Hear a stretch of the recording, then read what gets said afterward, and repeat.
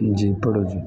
بسم اللہ الرحمن الرحیم ابھی قال حدثنا مسدد بن مسیب حدثنا عبد الله بن داود عن الأعمش عن خالد عن قريب قال حدثنا ابن عباس رضي الله تعالى عنهما عن خالته ميمونة رضي الله تعالى عنها قالت رجعت للنبي صلى الله عليه وسلم غسلا يغتسل به من الجنابة فأكفى الإناء على يده اليمنى فغسلها مرتين أو ثلاثا ثم صب على فرجه فغسل فرجه بشماله ثم ذهب بيده الأرض فغسلها ثم تمزمز واستنشق وغسل وجهه ويديه ثم صب على رأسه وجسده ثم تنحى ناحية فغسل رجليه فناولته المنديل فلم يأخذه وجعل ينفذ الماء على عن جسده فذكرت ذلك لإبراهيم فقال كانوا لا يرون بالمنديل بأسا ولكن كانوا يكرهون العادة. قال أبو داود قال مسدد قلت لعبد الله بن داود كانوا يكرهونه للعادة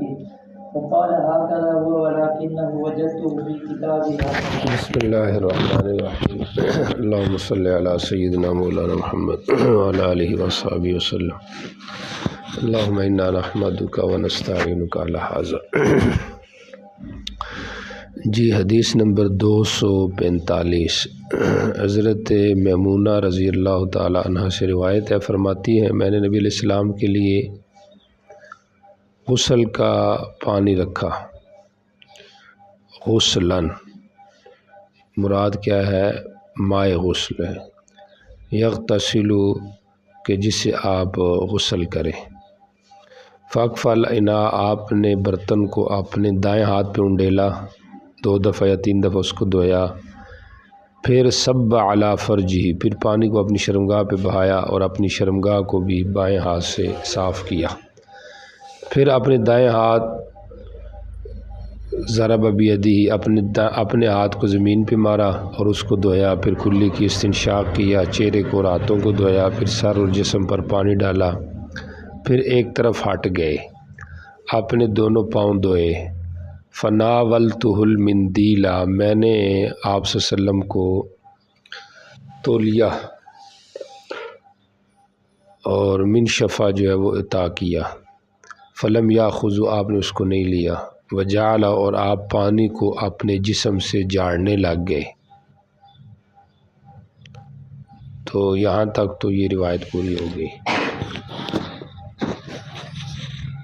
تولیے کا کیا حکم ہے استعمال کرنا وضو میں اور غسل میں؟ تو اس کے حوالے سے مذاہب گزر چکے تھے کہ اباحت ہے، زیادہ سے زیادہ اباحت ہے۔ ویسے شوافع کے بھی مختلف اقوال ہیں اور احناف کے بھی مختلف اقوال ہیں۔ اور دوسرا مسئلہ جو ہے وہ یہاں پہ نفس الماء کا ہے، پانی جھاڑنا۔ تو نفس الماء کسی کے یہاں بھی مستحب نہیں ہے، نفس الماء۔ اور امام بخاری نے اس کی نفی پر باب قائم کیا ہے۔ تو یہاں پہ ہے وجعل ينفذ الماء عن جسده، یا تو بیان جواز کے لیے ہے اور دوسرا یہ بھی ہے کہ جیسے حضرت گنگوئی رحمہ اللہ فرماتے ہیں کہ اعضاء کو اپنے ایسے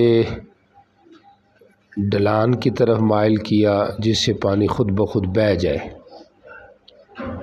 سمجھ آ رہی ہے؟ یہ بھی ایک تعویل ہے۔ بہرحال چونکہ عرب کے علاقے میں ضرورت ہوتی ہے جسم کے ساتھ پانی کے اتصال کی، تبریداً غسل کی زیادہ ضرورت پیش آتی ہے، تو اس لحاظ سے وہ مندیل کم استعمال کرتے ہیں۔ فذکرت ذلک لابراہیم، اعمش کہتے ہیں میں نے یہ روایت ابراہیم کے سامنے ذکر کی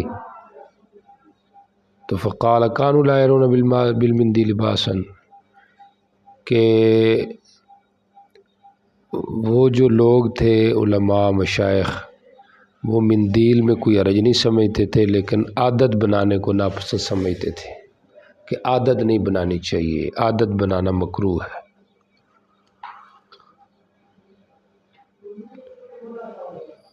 اور امام ابو داؤد کہتے ہیں کہ مسدد کہتے ہیں میرے شیخ کہ میں نے عبداللہ بن ابو داؤد سے کہا، جن سے میں نے روایت لی ہے، کہ کانو یکرہون للعادتی، کہ یہ جو الفاظ ہیں ولیکن کانو یکرہون العادتا، یہ العادتا للعادتی ہے، یکرہون للعادتی ہے یا العادتا کا لفظ ہے؟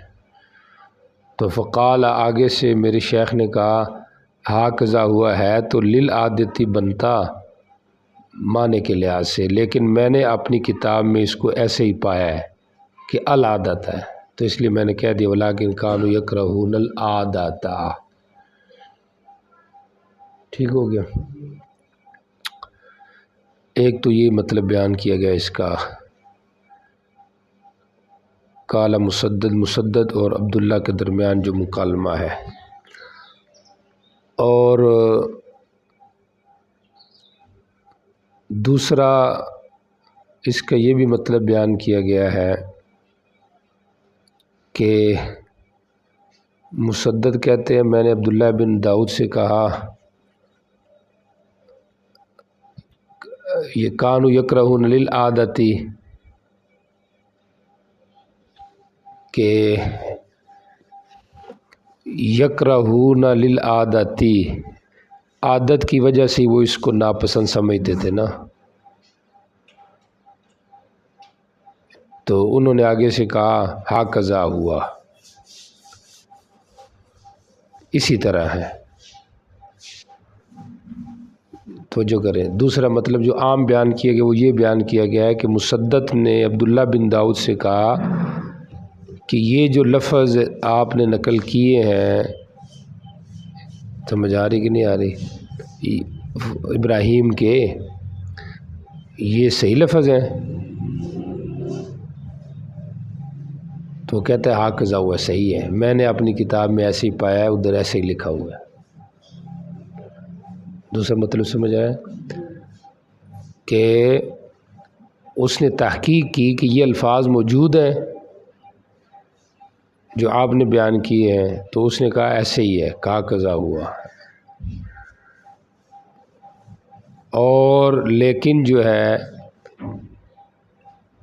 وجدت فی کتابی، میں نے اس کو اپنی کتاب میں ایسے ہی پایا ہے۔ بہرحال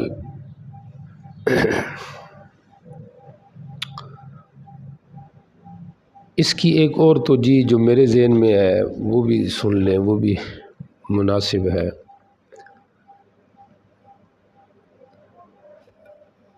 دوسری جو توجیہ ہے وہ خاص نہیں لگتی ہے، سمجھ آ رہی، کیونکہ پھر ہوتا ہاکذا ہوا ووجدت فی کتابی ہاکذا، ولیکن کا استثناء کس لیے؟ لیکن تو اس بات کے لیے تھے نفی کے بعد، اور دوسری توجیہ میں تو دونوں میں اس بات ہو جائے گا، میں نے ایسی پائی ہے اور لیکن میری کتاب میں اس طرح، یہ کیا ہوا؟ سمجھ آ رہی؟ اگر تحقیق پورے جملے کی مقصود ہے پھر تو لیکن کا مطلب کوئی نہیں ہے، ولیکن وجدتہ فی کتابی ہاکذا۔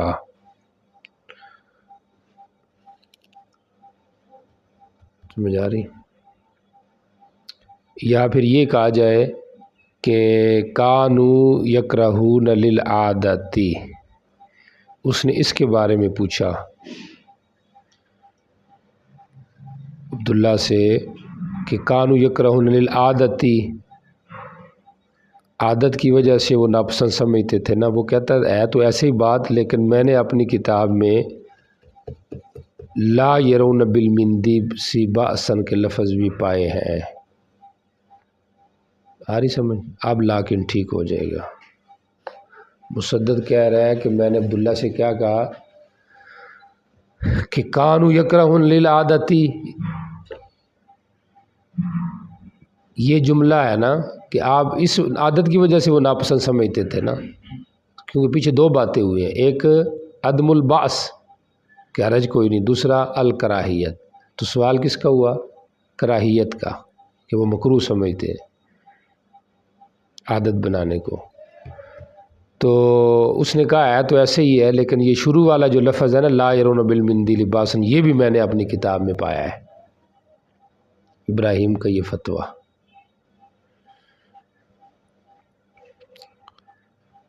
اچھا جی، یہ ہو گیا کانوا یکرہون للعادتی فقال ہاکذا ہوا، سمجھ آ رہی؟ ولیکن وجدتہ فی کتابی۔ تیسری ایک اور توجیہ جو ذہن میں آ رہی وہ یہ بھی ہو سکتا ہے کہ یہ جو لاکن ہے نا، لاکن یہ یہاں پہ اس بات کے لیے نہیں ہے، یہ پچھلے جملے کے ایک لفظ کی حکایت ہے، اور جو دوسری توجیہ میں اشکال کر رہا تھا نا۔ تو اب دیکھیں ذرا، مسدد کہتے ہیں میں نے عبداللہ سے کہا کانوا یکرہون للعادتی، آپ کی کتاب میں موجود ہے؟ وہ کہتا ہے اسی طرح وہ ہاکذا ہوا، سمجھ آ رہی؟ اور وجہ کیا ہے کہ لاکن الی آخرہ و لاکن الی آخرہ، سمجھ آ رہی؟ لاکن الی آخرہ سمجھتے ہو، یعنی پچھلا جو لاکن الی آخرہ ہے نا، لاکن کانوا یکرہون العادۃ، یہ جو لاکن الی آخرہ جملہ ہے جس کے بارے میں آپ پوچھ رہے ہو، یہ میں نے اپنی کتاب میں اسی طرح پایا ہے، سمجھ آ رہی؟ تو لاکن کے ساتھ آگے الی آخرہ لگائیں گے، لاکن الی آخرہ ہی میں نے اپنی کتاب میں اسی طرح پایا ہے۔ تو اب یہ چاہے جس کے ساتھ بھی آپ لگا دیں، آپ کی مرضی ہے۔ پہلی توجیہ کے ساتھ لگا دیں، انہوں نے کہا کہ یکرہون العادۃ ہے یا للعادتی ہے، وہ کہتا ہے تو للعادتی ہے، سمجھ آ رہی؟ اور لاکن الی آخرہ جو ہے نا، یہ کیا ہے، میں نے اپنی کتاب میں ایسے ہی پایا ہے کہ وہاں پہ ایسے ہی لکھا ہوا ہے کانوا یکرہون العادۃ، یعنی بغیر کس کے؟ حرف جر کے۔ میں سمجھ آ رہی؟ تب بھی درست ہے۔ اور اگر دوسری توجیہ ہو جس کے اندر کیا تھا کہ اس نے کہا کہ یہ کانوا یکرہون العادۃ، یہی وہ بات ہے نا کہ وہ ناپسند سمجھتے تھے، تو وہ کہتا ہے کہ ہے تو ایسے ہی ہے کانوا یکرہون العادۃ، اور وجہ اس کی یہ ہے کہ لاکن وجدتہ ہاکذا ہوا، اسی طرح ہے وہ، اور جس طرح آپ کہہ رہے ہو کانوا یکرہون العادۃ، اور لاکن جو ہے کانوا لا یرون بالمندیسی بأسن، وہ بندیل کے بارے میں کوئی حرج نہیں سمجھتے تھے، اور لاکن جو ہے لفظ الی آخرہ، اس کو میں نے اپنی کتاب میں کیا کیا ہے؟ پایا ہے۔ تو الی آخرہ لگا لو تب ہے، یا لاکن کا اضافہ کر لو تب ہے، دونوں صورتیں ٹھیک ہے، سمجھ آ رہی؟ دیکھو نا پیچھے جملہ تو ایسے بھی پورا ہو جاتا ہے، وہ مندیل میں کوئی حرج نہیں سمجھتے تھے اور عادت بنانے کو مکروہ سمجھتے تھے، تو لاکن کے بغیر بھی کام چل جاتا ہے، سمجھ آئی؟ اس نے کہا ایسے ہی ہے جس طرح آپ کہہ رہے ہو، اور لاکن جو ہے ولاکن، وہ نظر آ رہا ہے ولاکن، پیچھے ولاکن واو کے ساتھ، تو ولاکن جو ہے واو عطفہ بناؤ تب ٹھیک ہے، یا واو کی حکایت پچھلے جملے سے کر لو تب بھی ٹھیک ہے، لاکن کے ساتھ جو واو ہے، ولاکن جو ہے میں نے اس کو اپنی کتاب میں ایسے پایا۔ تو حاصل اب نکال لیتے ہیں، بات تھوڑی پھیل گئی ہے۔ ایک سائل کا مقصد کیا تھا کہ یہ ولاکن لام کے ساتھ ہے یا بغیر لام کے، تو انہوں نے کہا کہ یہ ہے تو بغیر لام کے، یعنی ہے تو لام کے ساتھ ہے لیکن میں نے بغیر لام کے کیا کیا ہے، اس کو پایا ہے۔ دوسرا یہ ہے کہ اس نے کہا کہ بھئی یہ صرف کراہت عادتاً کراہت والی بات ہے نا، تو وہ کہتا ہے کہ نہیں، شروع والی جو بات ہے وہ بھی بیچ میں موجود ہے، باقی پیچھے جو ولیکن کے حوالے سے بات تھی اس کا بیچ میں اضافہ کیا ہے کہ ولیکن جو ہے یہ بجائے نفی کے سابقہ جملے کی حکایت ہو جائے الی آخری کے ساتھ، سمجھ آ رہی، ولیکن الی آخری ہی، یا ولیکن سے مراد لفظ لاکن ہو جائے تب بھی معنی درست ہو سکتا ہے۔ جی چلے جی آگے چلیں۔ اچھا عبارت تو ہو گئی تھی نا میرے اندازے سے، ان حدیثوں کی عبارت نہیں ہوئی تھی؟ ہو گئی تھی عبارت۔ دیکھیں ذرا ترجمہ اگلا۔ حضرت ابن عباس رضی اللہ تعالیٰ عنہ فرماتے ہیں، حدیث نمبر 246، کہ کان اذا اغتسل، جب آپ جنابت سے غسل کرتے تو اپنے دائیں ہاتھ سے بائیں ہاتھ پہ پانی ڈالتے 7 دفعہ، پھر اپنی شرمگاہ کو بھی دھوتے ہیں۔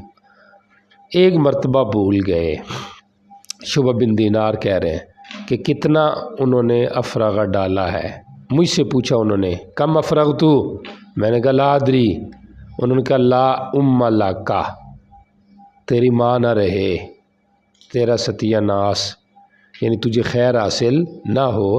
وما یمنعک ان تدری، جاننے سے تجھے کس نے روکا ہے، وما یمنعک ان تدری، تجھے جاننے سے کس نے روکا ہے۔ تو چونکہ صحابہ کی تعلیم اور خود نبی علیہ السلام کی جو تعلیم تھی وہ عملی تعلیم ہوتی تھی، آئی تو الفاظی تعلیم ہے نا، اسی پہ زور بھی ہے اور ہمارے یہاں وہی علم ہے، لیکن اصل جو تعلیم ہے وہ عمل کی تعلیم ہے، سمجھ آ رہی؟ پہلے جو طلباء ہوتے تھے اسلاف میں تو وہ دیکھتے تھے ہمارے شیخ کیسے کر رہے ہیں، کیونکہ ان کو پتہ تھا کہ ان کا عمل علم کے مطابق ہے۔ تو آج کل علم اور ہے اور عمل اور ہے، تو یہ فرق ہے آج کل کا اور ما قبل کا۔ آج کل یہ دیکھتے یار تقریر بڑی اچھی کرتے ہیں، سمجھ آ رہی کہ نہیں آ رہی، تو بس اسی پہ ہے، اور باقی جو ہے زندگی کی کیا حالت ہے اس پہ کوئی غور نہیں کرتا، کیونکہ ہم ظاہر بین ہو چکے ہیں، پہلے جو لوگ تھے وہ باطن بین تھے۔ اور یہاں پہ ایک نکتہ بھی ہے کہ ڈانٹ رہے ہیں اپنے شاگرد کو کہ تیری توجہ نہیں ہے، لا ادری لا ام لکا، کدھر ہے تیری توجہ، تجھے پتہ ہونا چاہیے کہ میں نے کتنی دفعہ یہ عمل کیا ہے۔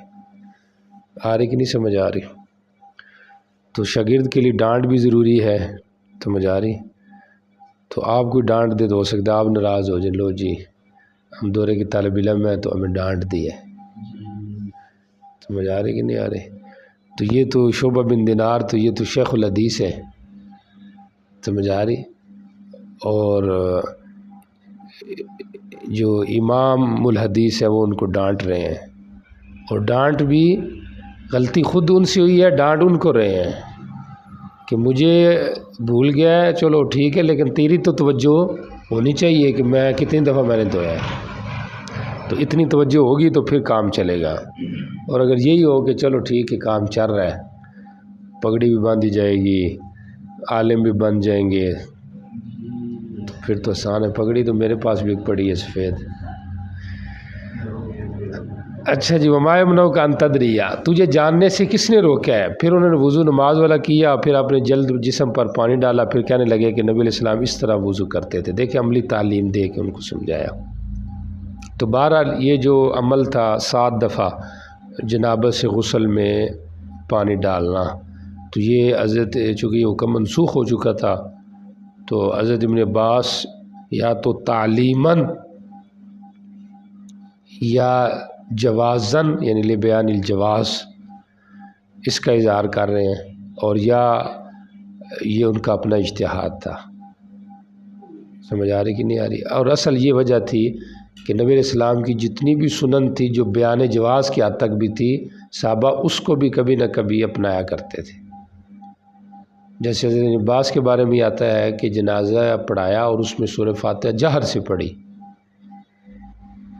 سمجھ آ رہی؟ اور فرمایا کہ یہ اس لیے میں نے کیا تاکہ تمہیں پتہ چلے کہ یہ بھی ایک سنت ہے، لِتَعْلَمُوا أَنَّهَا سُنَّةٌ، تاکہ تمہیں پتہ چل جائے کہ یہ ایک سنت ہے، تو اصل یہی وجہ ہے۔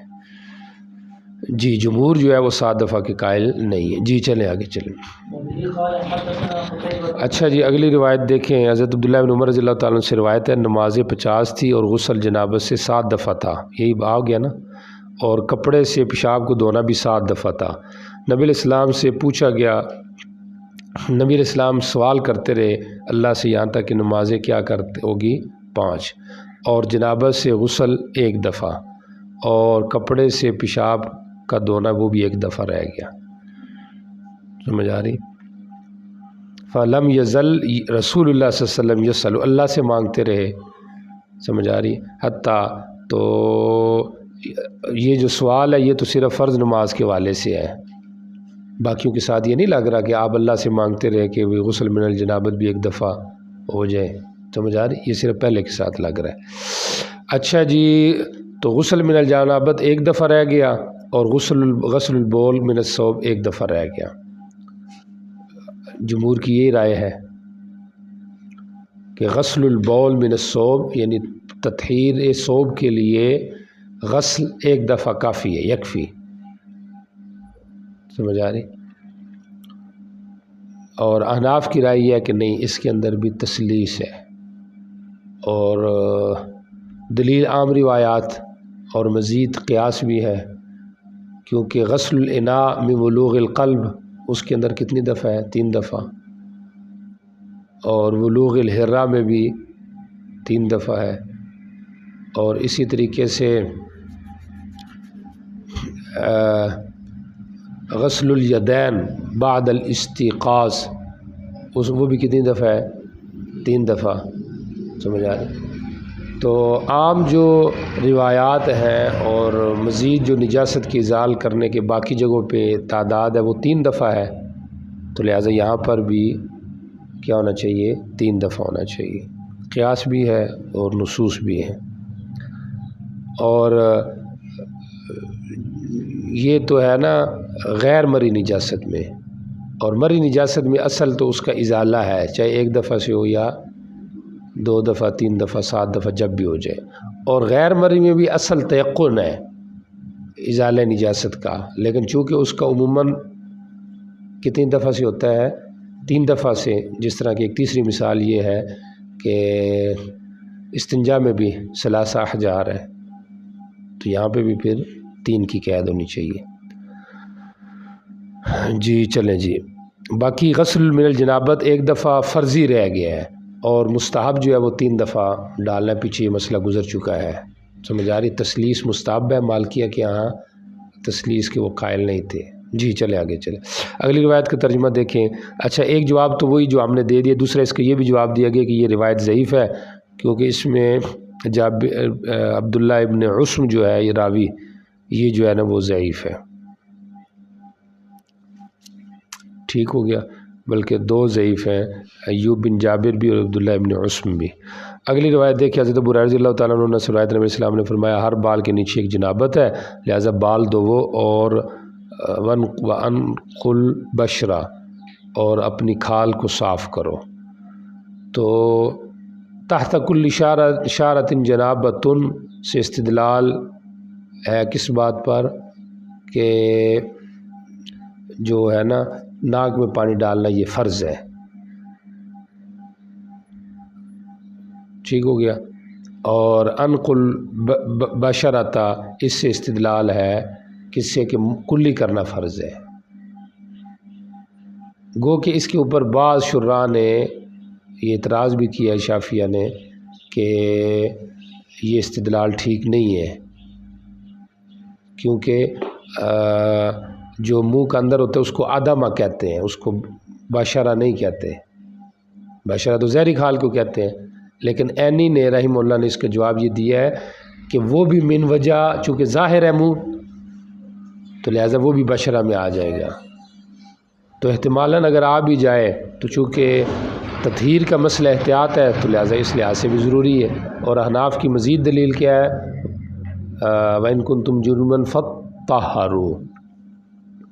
باقی ان کی طرف سے اس حدیث کا ہمیں یہ جواب دیا گیا ہے کہ یہ حدیث ضعیف ہے، کیونکہ اس کے اندر یہ حارث ابن وجیح یا وجبہ جو ہے یہ راوی ہے، تو یہ منکر ہے اس کی حدیث، اور مصنف خود جرا کر رہا ہے کہ یہ ضعیف ہے، سمجھ آ رہی؟ تو بہرحال ہم شاہد کے طور پہ اس کو پیش کرتے ہیں، اصل استدلال کے طور پہ اس کو پیش نہیں کرتے۔ بات سمجھ آ رہی کہ نہیں آ رہی؟ اچھا جی، باقی غسل اور جنابت میں، وضو میں اور غسل میں اگر آپ کو یاد ہو، مذاہب فقہا کے پیچھے 2 دفعہ گزر چکے ہیں، سمجھ آ رہی ہے؟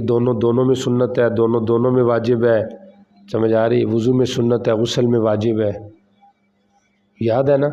شافعی کے ہاں اور امام مالک کے ہاں دونوں میں سنت ہے، اور امام احمد کے ہاں دونوں میں واجب ہے، اور حنفی کے ہاں وضو میں سنت اور غسل میں واجب۔ ماشاء اللہ، آپ تو اچھے بندے ہیں جنہوں نے یاد کیا ہوا ہے، چلو جزاکم اللہ۔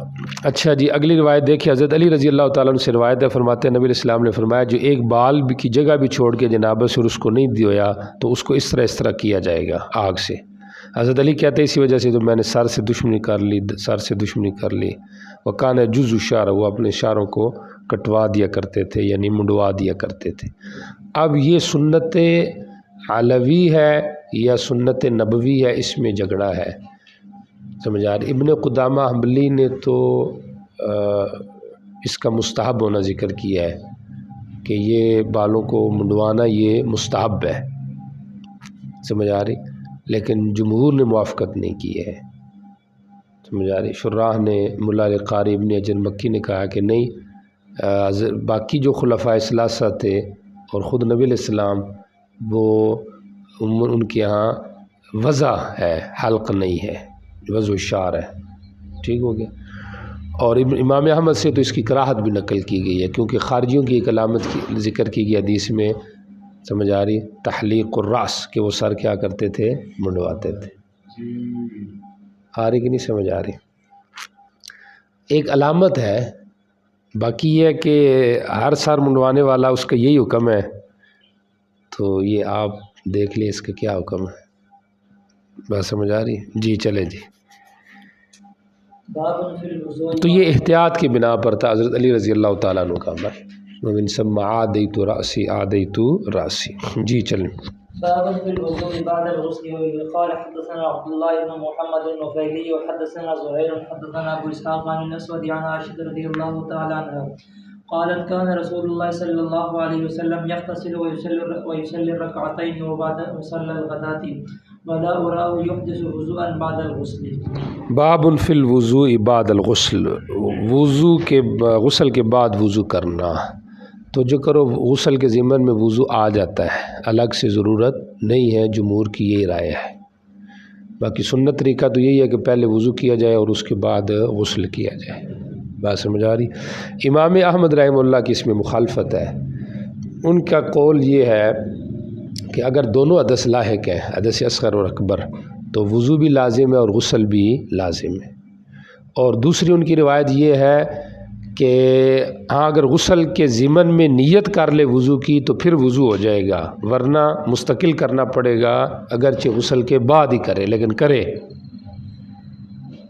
ٹھیک ہو گیا۔ مصنف کی رائے یہ ہے کہ غسل کے بعد وضو نہیں ہے، تو مقصود مصنف بھی سامنے آ گیا، اس بات ترجمہ بھی واضح ہے، سمجھ آ رہی؟ باب فی الوضوء بعد الغسل، تو وہ بھی بالمعنی ہے، سمجھ آ رہی؟ تو اس سے بھی اس رائے کی تردید ہو رہی ہے کہ امام حنبلی ہیں، سمجھ آ رہی؟ کیونکہ یہاں پہ تو جمہور کی رائے میں وہ قائم کر رہے ہیں باب، امام احمد کی تو مخالفت میں چلے گئے، آ رہی کہ نہیں سمجھ آ رہی؟ اچھا جی، اب دیکھیے ترجمۃ الحدیث۔ حضرت عائشہ رضی اللہ عنہ سے روایت ہے نبی علیہ السلام غسل کرتے اور 2 رکعتیں پڑھتے سنتے، یصلی رکعتین وصلاۃ الغداۃ، اور صبح کی نماز بھی پڑھتے، ولا اراہ، اور میں آپ کو نہیں دیکھتی تھی کہ آپ غسل کے بعد نئے سرے سے وضو کرتے ہوں، بلکہ وہی جو غسل ہوتا تھا اس سے پہلے جو وضو ہو جاتا تھا وہی تھا، بعد میں کوئی نہیں تھا، تو یہ گویا کہ تائید لمذہب الجمہور ہو گیا۔ جی چلیں۔ باب في المرأة هل تنقض شعرها عند الغسل. وبه قال حدثنا زهير بن حرب وابن سرح قال حدثنا سفيان بن عيينة عن أيوب بن موسى عن سعيد بن أبي سعيد عن عبد الله بن رافع مولى أم سلمة عن أم سلمة رضي الله تعالى عنها قالت إن امرأة من المسلمين وقال زهير أنها قالت يا رسول الله إن امرأة أشد ظفر رأسي أفننفذه للجنابة قال إنما يكفيك أن تحفني عليه ثلاثا وقال زهير تحصي عليه ثلاث حصيات من ماء ثم تفيزي على سائر جسدك فإذا أنت قد طهرت وبه باب فی المرأتی هل تنقض الشعر عند الغسل، عورت کا دوران غسل مینڈیاں کھولنا، اس کے حوالے سے مسئلہ آ رہا ہے۔ چونکہ پیچھے عام جو غسل کی کیفیت مرد سے متعلق تھی اس کو ذکر کیا، اور اب کس کو ذکر کیا؟ عورت کو۔ تو عورت گویا کہ احکام میں کچھ نہ کچھ مردوں سے مختلف ہے، کچھ لوگ ایک جیسا بنانے کے چکروں میں ہیں، سمجھ آ رہی ہے؟ کچھ دنیاوی معاملات میں بھی اور کچھ اخروی معاملات میں بھی شرعی کہتے ہیں عورت کی نماز بھی ویسی جیسے مرد کی ہے۔ تو یہاں پہ غسل میں بھی فرق ہے، اس لیے اس کو آخر میں ذکر کیا ہے۔ نقض الشعر فی الغسل للمرأة او الرجل، اس کا کیا حکم ہے؟ تو اس کے اندر جمہور کی رائے یہی ہے کہ اصول شعر تک پانی پہنچانا ضروری ہے، سارے بالوں کو دھونا ضروری نہیں ہے۔ بات سمجھ آ رہی؟ جڑوں کو پانی پہنچ جائے، سارے بالوں کو دھونا کافی نہیں ہے۔ اور احناف نے مزید اس میں تفصیل بیان کی ہے کہ بھئی عورت کے بال دیکھیں گے کہ وہ مظفور ہیں یا منقوض ہیں۔ اگر مظفور ہے، بٹے ہوئے ہیں، تو پھر تو اصول شعر تک پانی پہنچانا کافی ہے، سمجھ آ رہی؟ اور اگر کھلے ہوئے ہیں تو پھر پورے سر کو، بالوں کو بھی دھونا ضروری ہے۔ اچھا، ایک مسئلہ تو یہ ہو گیا عورت کے حوالے سے، چونکہ اس کے اندر آ جاتا ہے نا کہ وہ مینڈیا اپنی بالوں کو بنانا کرنا مشکل ہوتا ہے، سمجھ آ رہی؟ اور آج کل تو پھر چونکہ تیل ہے بھی، ملنا بھی آسان ہے، عورتیں لگاتی بھی ہیں، شیمپو بھی نکلے ہوئے ہیں۔ پہلے تو یہ چیز بھی نہیں ہوتی تھی، تو اس میں پھر بالوں کو سدھارنا اور مشکل ہو جاتا تھا، تو اس لیے نہ ہی کھولنا بہتر ہے کہ ان کو کھول کے پھر جوڑے بار بار۔ دوسرا یہ ہے کہ اگر مرد کے بال ہو تو پھر ان کا کیا حکم ہے؟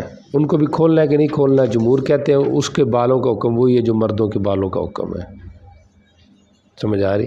لیکن احناف کہتے ہیں کہ نہیں، مرد کے لیے حدیث میں نصر الرأس کا ذکر ہے کہ وہ اپنے بال کھولے، تو لہٰذا ہر صورت میں اس نے بال کھولنے۔ بات سمجھ آ رہی کہ نہیں؟ اس کے بغیر اس کا غسل نہیں ہوگا۔ تو یہ تو مسئلہ تھا عورت کے غسل کے حوالے سے۔ باقی اس نے کتنی دفعہ پانی ڈالنا ہے تو پیچھے گزر چکا ہے کہ اماں کہتی تھی کہ ہم 5 دفعہ ڈالتے تھے، من اجل الظفر، سمجھ آ رہی؟ مینڈیوں کی وجہ سے۔ اور باقی حدیث عام طور پہ آپ نے فرمایا کہ 3 دفعہ بھی کافی ہے، تو 5 بھی ثابت ہے ضرورت کی بنا پہ، اور 3 بھی ہے۔ دیکھیں ذرا، باب فی المرأۃ هل تنقض شعرها، یہ باب ہے اس بارے میں کہ عورت کیا اپنی بال کھولے گی غسل کے وقت۔ حضرت ام سلمہ رضی اللہ تعالیٰ سے روایت ہے، ایک عورت مسلمانوں کی، زہیر کی یہ الفاظ ہیں کہ انہا قالت یا رسول اللہ، اس نے کہا، یعنی ان امرأۃ من المسلمین کے لفظ ہیں، یا زہیر کے بات کہنے کا مقصد یہ ہے کہ خود ام سلمہ نے کہا اے اللہ کے رسول۔ سائلہ امرأۃ من المسلمین یا خود ام سلمہ ہے؟ تو اب انی کا پھر کیا مطلب ہوگا؟ کون کہہ رہی ہیں؟ ام سلمہ کہہ رہی انی، پھر تو ٹھیک ہو گیا۔ تو اگر امرأۃ من المسلمین ہے تو پھر تو ام سلمہ کہہ رہی ہے کہ ایک مسلمانوں کی عورت، سمجھ آ رہی؟ اس نے کہا اے اللہ کے رسول انی امرأۃ اشد ظفر راسی، تو دونوں ٹھیک ہیں، سمجھ آ رہی؟ تطبیق یہ دی گئی ہے کہ اصل سائلہ تو جو اصل پوچھنے والی تھی وہ تو حضرت ام سلمہ تھی، لیکن پوچھ کس کے لیے لی رہی تھی؟ اس عورت کے لیے، تو دونوں کی طرف نسبت کرنا کیا ہو گیا؟ درست ہو گیا۔ آ رہی بات سمجھ؟ زہیر ہے نا پیچھے اور ابن سرح، دونوں استاذوں کے الفاظ کا مصنف نے فرق بیان کیا۔ میں ایک عورت ہوں، میں اپنے سے سر کے مینڈی کو باندھتی ہوں، میں جنابت کے لیے کھولوں، آپ صلی اللہ علیہ وسلم نے فرمایا تجھے کافی ہے کہ تو تحفنی، اپنے اوپر یا سر پر 3 دفعہ پانی ڈال لے۔ زہیر کے یہ الفاظ ہیں تحسی علیہ ثلاث حسیات، 3 چلو پانی بھر کے بہا، پھر تو اپنے جسم پر پانی ڈال لے۔ فَإِذَا أَنْتِ قَدْ طَهُرْتِ، پس اچانک تو کیا ہو جائے گی؟ فَإِذَا أَنْتِ قَدْ طَهُرْتِ، پس اچانک تو کیا ہو جائے گی؟ تحقیق پاک چکی ہوگی، یعنی اس سے تو پاکی کھولنا کوئی ضروری نہیں ہے۔ اس بات ترجمہ تو واضح ہے، بالمعنی ہے، مقصود مصنف یہی ہے کہ نقض شعر ضروری نہیں ہے۔ بات سمجھ آ رہی؟ باقی تیسری جو چیز تھی جو اصول حدیث کے حوالے سے متعلق ہے، تو وہ بعض جو متعلق بسند باتیں ہیں وہ ساتھ ساتھ انشاءاللہ بتاتے ہیں۔ جی چلیں جی اگلی روایت۔ قال حدثنا احمد بن عمرو بن سرح حدثنا ابن نافع يعني صائغ عن اسامة عن المقبري عن ام سلمة قالت ان امرأة جاءت الى ام سلمة بهذا الحديث قالت فسألت لها النبي صلى الله عليه وسلم بمعنى وقال فيه واغمزي قرونك عند كل حفنة۔ اس روایت میں یہ الفاظ ہے واغمزی، اور دبا اپنی میڈیوں کو ہر پانی ڈالنے کے وقت، اغمزی ان کو دبا، یعنی ایک دوسرے سے ملا، سمجھ آ رہی، تاکہ پانی اندر تک ممکن حد تک کیا ہو جائے؟ پہنچ جائے، میڈیوں میں بھی پہنچ جائے۔ بات سمجھ آ رہی؟ اب یہ پہلی روایت کا ہی ایک دوسرا طریق ہے، فرق صرف یہ ہے کہ یہاں پہ اسامہ نقل کر رہا ہے مقبوری سے، اور پیچھے جو ہے وہ ایوب نقل کر رہا تھا، سعید ابن ابی سعید سے کون نقل کر رہا تھا؟ ایوب، اور یہاں پہ کون نقل کر رہا ہے؟ اسامہ۔ ٹھیک ہو گیا؟ اور پیچھے ایوب نے جب نقل کیا تو اس نے بیچ میں واسطہ ذکر کیا ام سلمہ کا، اور اسامہ نے جب مقبوری ان ام سلمہ یعنی بغیر عبداللہ بن رافع کے واسطے سے اس کو ذکر کیا ہے۔ ٹھیک ہو گیا؟ جی چلے جی۔ وبه قال حدثنا عثمان بن ابي شيبه حدثنا يحيى بن ابي بكير حدثنا ابراهيم بن نافع عن الحسن بن مسلم عن صفيه بنت شيبه عن عائشه رضي الله تعالى عنها قالت كانت احدانا اذا اصابتها جنابه اخذت 3 حفنات هكذا يعني بكفيها جميعا تصب على راسها واخذت بيد واحده فصبتها على هذا الشق والاخرى على الشق الاخر۔ حضرت عائشہ رضی اللہ عنہ سے روایت ہے کہ ہم میں سے ایک جب اس کو کوئی جنابت پہنچتی تو وہ 3 لپ لیتی پانی کے۔ ٹھیک ہو گیا؟ اس طرح، یعنی اپنے دونوں ہاتھوں سے بس اپنے سر پہ ڈالتی، وآخذت، اور پھر ایک ہاتھ سے لیتی حفنہ اور اس کو اس طرف ڈال دیتی، اور پھر ایک دوسرے کو دوسری طرف ڈال دے، دائیں بائیں، تو 3 حفنے اور 2 غرفے ہو گئے، 3 چلو لے لیے۔ ٹھیک ہو گیا؟ اور پھر ایک اس طرح اور ایک اس طرح کر کے ڈال دینا، تو 2 غرفے ہو گئے، تو یہ ٹوٹل 5 ہو گیا۔